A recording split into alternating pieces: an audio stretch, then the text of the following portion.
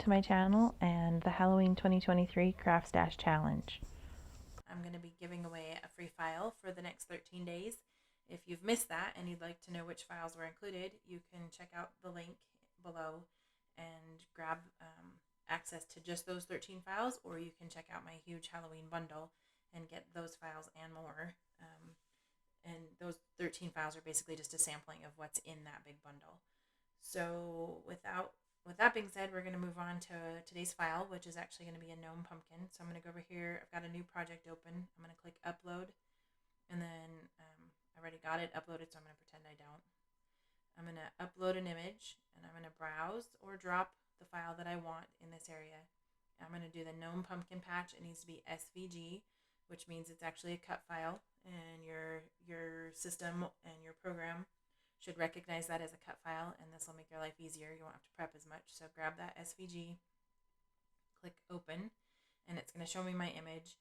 Right now he's got this little black outline for his hat, and I'm not sure why, but for some reason my program just throws a file out like that every now and then.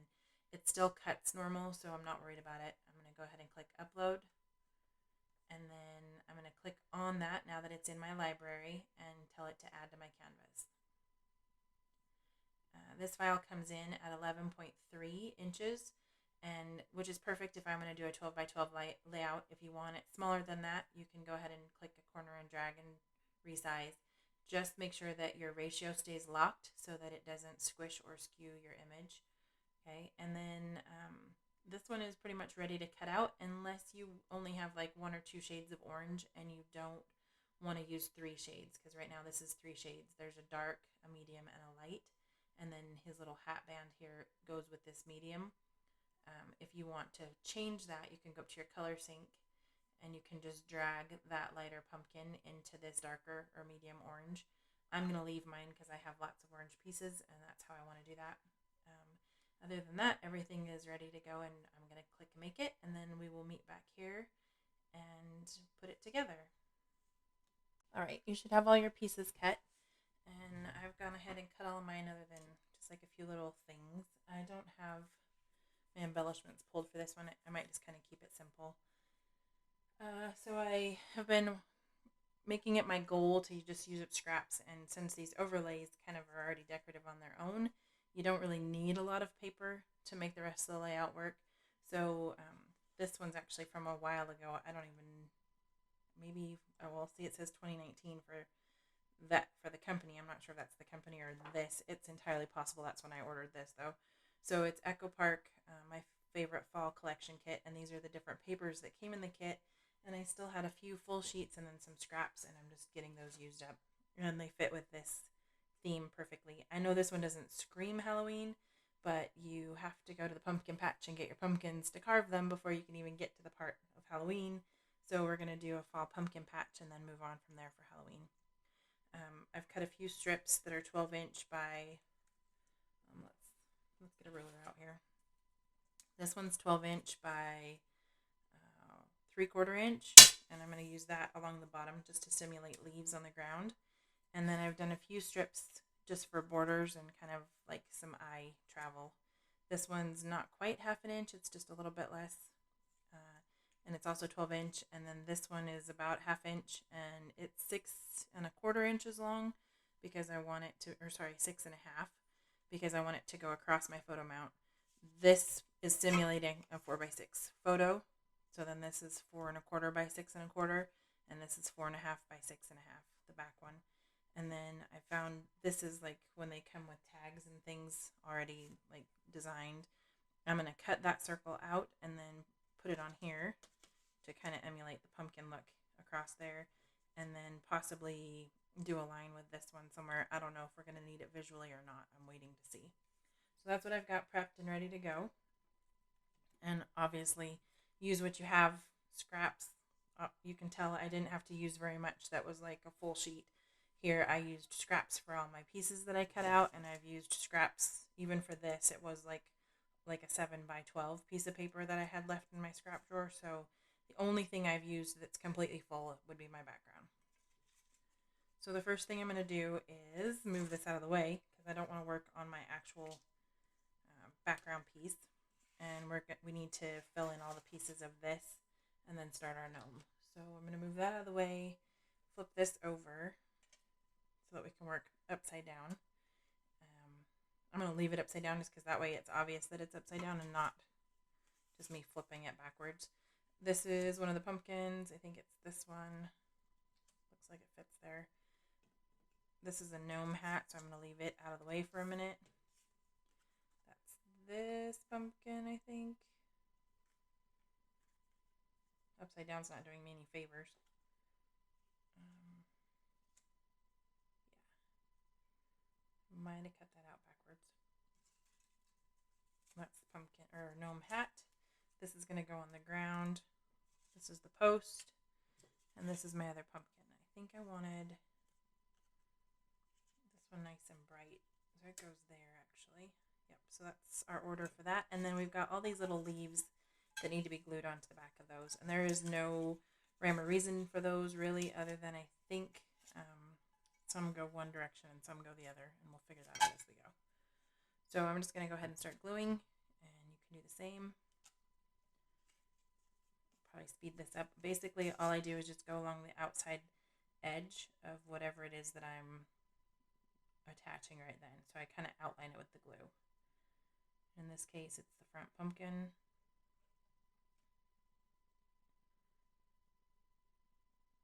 It looks like some of my paper tore there, so I'm just going to take the time to fix that at the same time. Actually, it was a little tag. I usually cut everything out of cardstock that has a texture, so I always know which way is front and back just because of the texture. And so I'm going to use that to my advantage here to fill this in. And then we can do, I think this one comes next, and then this guy goes on. Yeah, because this one's in front of that one.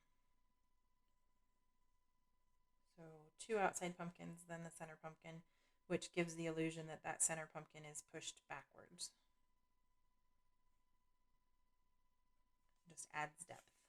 And then again, my texture is there, so I am not sure why it goes this way. It's not that way. That one just kind of was shaped funky. As long as it covers all of your spaces and doesn't overlap, you're okay. I might have still done it upside down. Okay, and then the back pumpkin. And I'm not too worried about any like little glue overhangs because I'm going to glue this whole thing down to my final base paper. So if there's something that's glued that's not getting stuck right now, it's going to get stuck soon. And then I'm just watching my open spaces. I think I did cut that one out backwards. No? I had it right.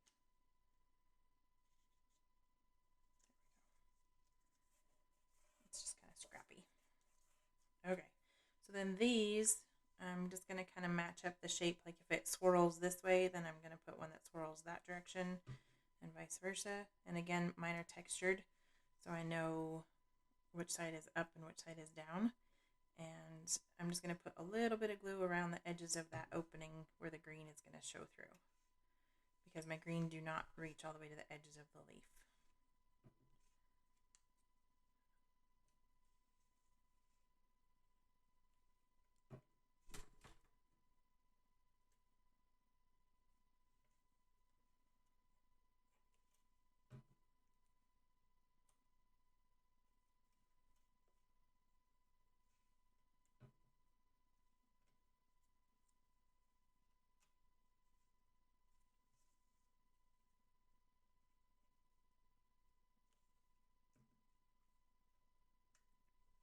Okay, so once you've got all of your pieces glued to the back, you can flip it back over and you'll see that they're all perfectly outlined in there. That one's a little wonky. I might need to resize those a little.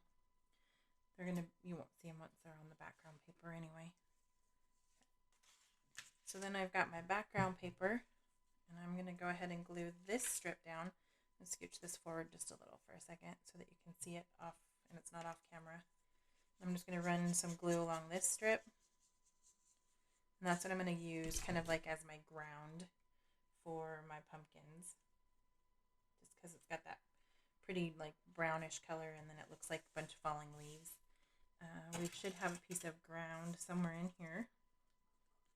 I'm going to glue that down over here kind of behind these. So that'll go next. And anytime you want to add dimension to any of these, which I might do with my sign for the other part, that's what foam dots are for. So I'm going to see what I've got in here for foam dots, because I think I want to do that with my sign, which needs to be done before these, because it's going to be, the vines are going to look like they're wrapping up the sign, which is why I did my outline out of a darker color. One, because it just shows up better, and then two, because I wanted that contrast between that and my sign, or my fence sign post, or whatever it is. Also, I cut my background or my overlay out of a dark brown. Choose whatever color you want. In the file, it's actually black, or it might be a dark brown in the file too. Most of the time I just leave them black and then let you choose what color so that it fits your papers and your theme. I know it's kind of the trend right now to make Halloween kind of pastellies and pinks, and so if you wanted to do that, by all means. Hopefully we've got room for this attaches. Yep. For our photo mount up there. And then I want this to wrap. And I'm going to tuck one behind like that. So this is where this is getting glued. And it's ready, other than I'm not going to glue too much in this corner, or right here in this part, because we have to put the gnome right there, and I want his body to kind of tuck behind there. So I'm just going to dab some glue everywhere except for the top of those pumpkins. I can always go back in and add later. Unsnarl that. Put some glue. And if you need to support any of these with foam dots, do that too. I'm going to just kind of let them sit behind and on top of that post. So I don't think I need too much in the way of dots there. I want this a little over my border at the bottom, so it gives the impression they're resting on the ground, and then I tuck one of those behind and then one on top, just to kind of give the idea that it's wrapping. And then anywhere you need to add glue, this one probably could use a dot.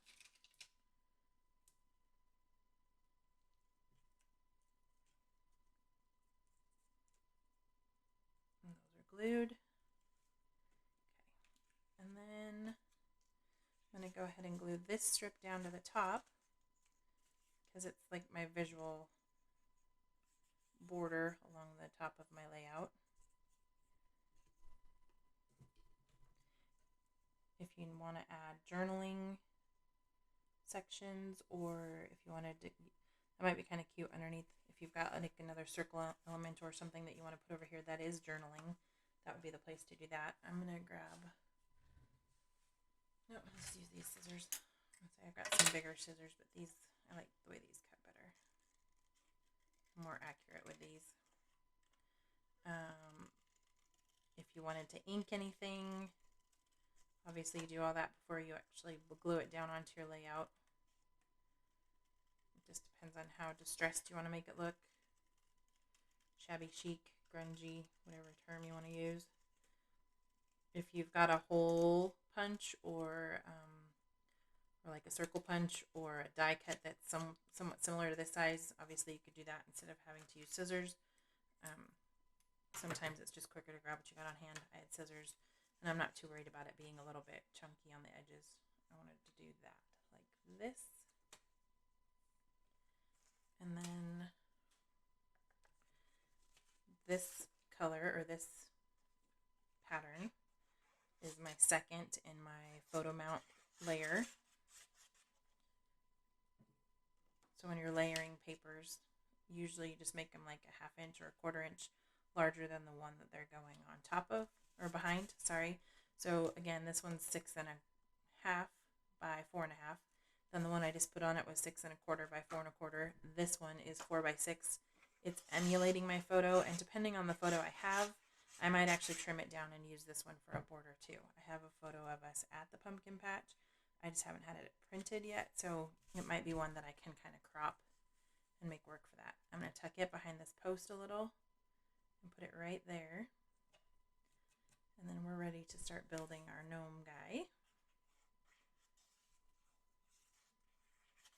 Glue this down, and if you've got tape runner or you want to use double-sided sticky tape right there.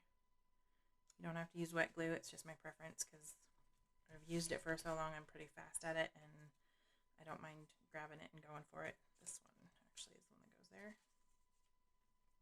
I'm using this kind of as a photo border.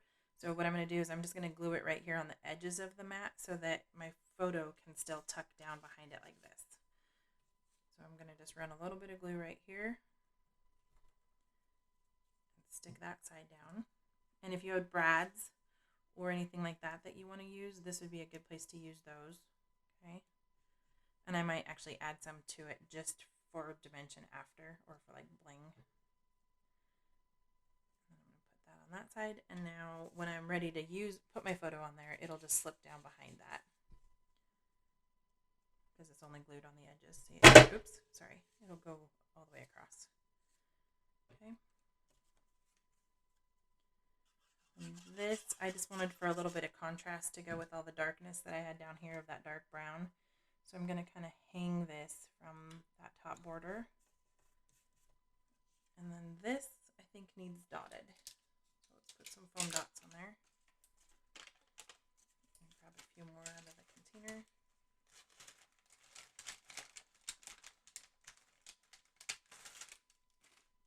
Always kind of go for the center just so it doesn't get squished and get sag. If you've got foam tape or whatever, this would work here too. Or if you've got like those 3D dots, and I've got a ton of those, I need to use up at some point too. And I'm just going to put that right there. And I don't think I'm going to need this. I'm going to wait till after we do the rest of this. These, they're going to need foam mounted also. And if you wanted to write anything on those, this would be the time to do that. If you had, hold on, let me finish rustling first. If you had rub-ons or something that had like a fall theme too, that would be kind of fun to put on these arrows. I kind of left that open to you. You can put dates for when you were at the pumpkin patch. You could put your family name on it. These are just kind of open for whatever you want. Summer that way, Halloween that way.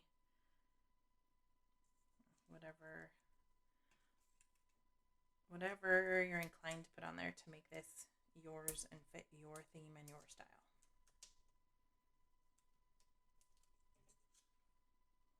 And I want this one, originally it was kind of tucked behind there. Oh, it's still not glued. I can tuck it.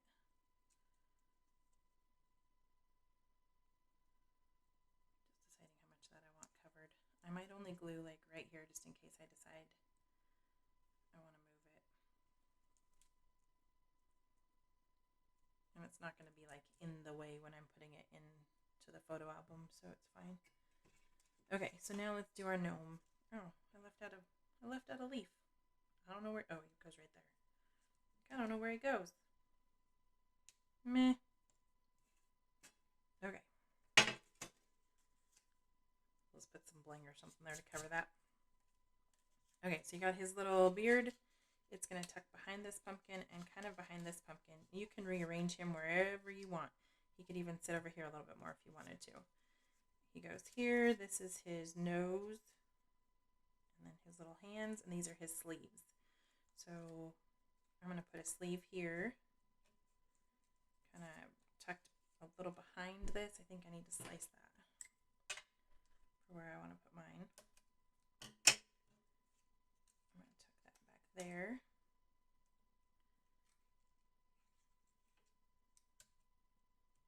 And his beard. Oops. Actually, I think I kind of want his beard to overlap just a little too. How does that make sense? Kind of like that. And then his sleeve. So it looks like he's holding this pumpkin. This hand goes on this side, and you can pop dot these two if you wanted to. I don't think I'm going to.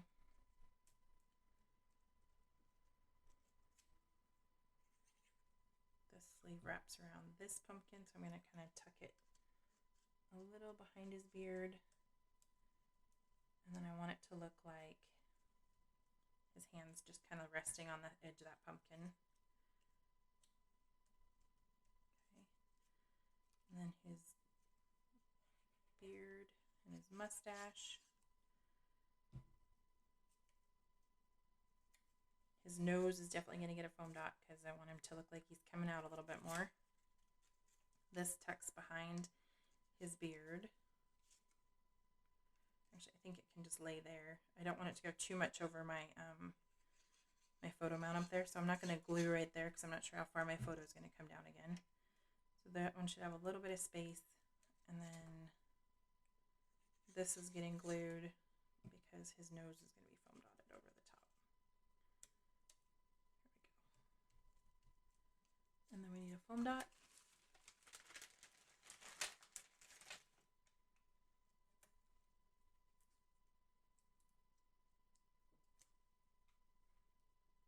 And his nose. How cute is that? Okay, so there is your beginning of your holiday or your Halloween countdown, the first of 13 files. And it's not quite Halloweeny, but it is prepping us for our pumpkin patch and getting those pumpkins and jack-o'-lantern started. Be sure and check out the website for more free files, and then follow along for the next 13 or 12 days. There will be 12 more free files. If you have any questions, let me know. Don't forget to hit subscribe so that you don't miss the next video and the next part of the free ones. Sign up so that you get notifications for the next free ones and the big bundle at the end. Thanks for watching, and go ahead and leave a comment, and I will talk to you later.